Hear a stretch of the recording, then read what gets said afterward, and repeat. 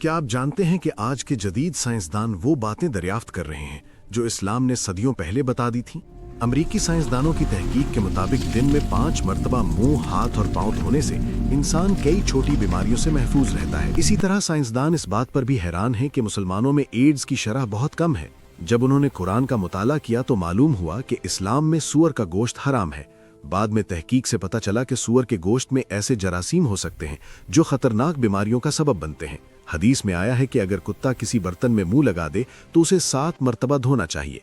जदीद तहकीक ने भी साबित किया कि इस तरह बर्तन मुकम्मल तौर पर जरासीम से पाक हो जाता है। और जब पानी न मिले तो इस्लाम तयम्मुम यानी मिट्टी से पाकीज़गी का हुक्म देता है। साइंसदानों ने तहकीक की तो मालूम हुआ कि मिट्टी में ऐसे अनासिर होते हैं जो जरासीम को कम करने में मदद देते हैं। ये सब देखकर बहुत से साइंसदान हैरान रह गए और कुछ ने कुरान का मुताला करने के बाद इस्लाम कबूल भी कर लिया। वीडियो पसंद आए तो लाइक करें और मज़ीद इस्लामी मालूमात के लिए चैनल को सब्सक्राइब करना ना भूलें।